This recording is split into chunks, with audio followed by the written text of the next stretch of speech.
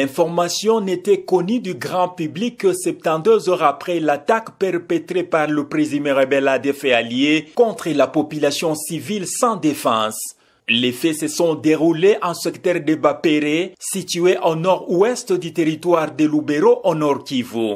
Les rebelles ont ciblé le carré minier dénommé Angola ainsi que plusieurs villages dont Magelegele sur la voie qui mène vers le territoire de Walikale, toujours dans la province du Nord Kivu. Un acteur de la société civile sur l'axe Butembo-Mangurejipa, à la personne de Roger Kakule, craint que ce bilan puisse s'alourdir. Les incursions continuent, mais ce n'est plus à une allure là très inquiétante, mais ça continue. C'est dans le fin fond maintenant, le fin fond de la forêt, du secteur de Bapere, du côté je parle de Magelegele. En fait, ils sont traqués maintenant. Les ADF sont maintenant traqués. Ils sont traqués vraiment sérieusement. Oui, ici du côté de Mangurejipa Nziapanda, le danger est en train d'être écarté. Côté Walikale, il y a eu beaucoup de dégâts humains à tuer la population. La population a été en fait surprise parce que nous pensons que c'est parce qu'ils étaient en débandade dans leur fuite, alors ils ont surpris la population. C'est une cinquantaine. Bon, en tout cas, on n'a pas encore toute la précision sur le nombre exact. L'administrateur militaire du territoire de Lubero, Mitela Kiwewa, confirme les faits sans avancer un quelconque bilan en attendant le retour des troupes de la coalition FRDC-UPDF qui ont poursuivi les assaillants.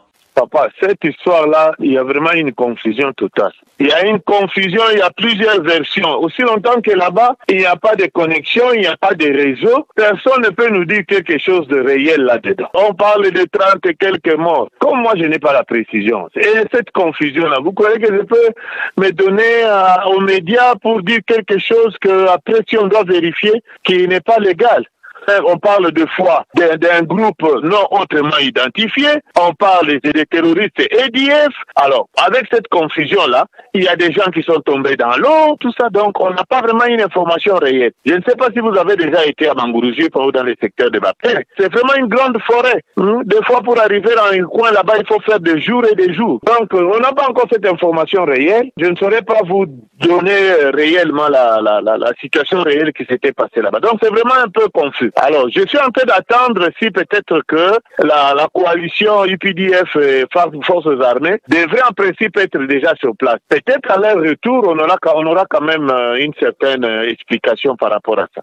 La découverte de ces corps arrive pendant que les habitants du secteur de Bapere, en territoire de Lubero, au nord Kivu, commémoraient ce jeudi 12 juin le triste premier anniversaire depuis le début des tueries en masse dans cette partie de la République démocratique du Congo. Effectivement, nous sommes à la maison, chacun est dans sa parcelle. C'est une journée de méditation. Aujourd'hui, nous commémorons justement le premier triste anniversaire de massacre de la population de l'axe Butembo-Mangurejipa. Tout a commencé à Maikengu le 12 juin. À Maikengu, c'est près de Cantine là-bas, en secteur de Bapere. C'est là que les massacres ont commencé. Et aujourd'hui, ça fait exactement une année que les massacres continuent. Ça, parce que ça n'a pas encore pris fin. C'est une journée de méditation. Le matin, nous étions dans les cultes, différents cultes, chacun selon sa foi. Et les cultes étaient vraiment pleins. Tout le monde est à la maison. En tout cas, à la cité Mangurejipa, Nziapanda, ce sont des agglomérations, des grandes agglomérations. C'est calme parce qu'il n'y a pas d'activité. C'est secteur de Bapere plus le groupement Manzia, c'est en chef-lieu de Bassoara. Nous pouvons compter plus de 1000 victimes. Le mode opératoire des EDF, c'est surtout par armes blanches. On utilise rarement les cartouches, les balles, les fusils. En tout cas, le plus souvent, c'est par armes blanches, machettes.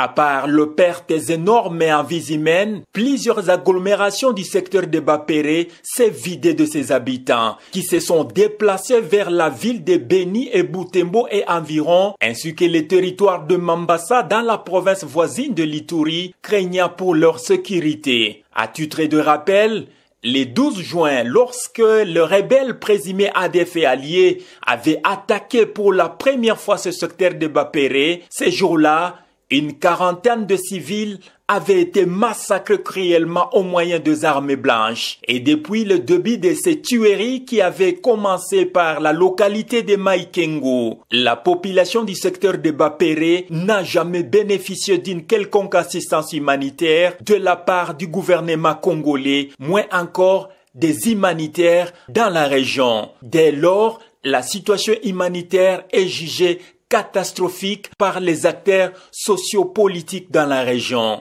Cependant, l'administrateur militaire du territoire de Lubero, Kiwewa Mitela, a tenu. Donc il y a beaucoup de mouvements de déplacés vers des centres beaucoup plus sécurisés. Il y a aussi des affrontements entre les groupes armés eux-mêmes, ce qui entraîne aussi l'afflux de déplacés. Je pense que nous savons tous, quand il y a des déplacés comme ça, ils viennent pratiquement même réduits et vraiment ça nécessite une assistance.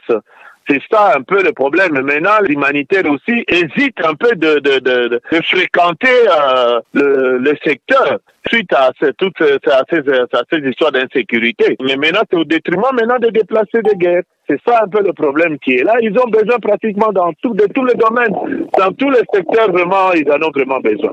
Mais malheureusement, ces problèmes-là d'insécurité qui empêchent vraiment que les humanitaires aient vraiment l'accès facile dans ces lieux-là. Et alors, du côté Lubero, d'une manière particulière, du côté Lubero, la situation est un peu relative. Et ces derniers temps, les humanitaires qui viennent, des organisations non gouvernementales au niveau même international, qui viennent assister nos déplacés ici. Donc, ils sont un peu soulagés, malgré qu'ils en ont encore besoin. Ils en ont encore besoin. Les besoins vraiment étaient énormes, mais quand même, ils sont quand même assistés. Rappelons que les 3/4 de la province du Nord Kivu est occupée par l'armée rwandaise et ses supplétifs, et le 1/4 est dominé par l'activisme de rebelles ougandais ADF et alliés. Erickson Luhembwe, Beni, Congo Orient 26, News.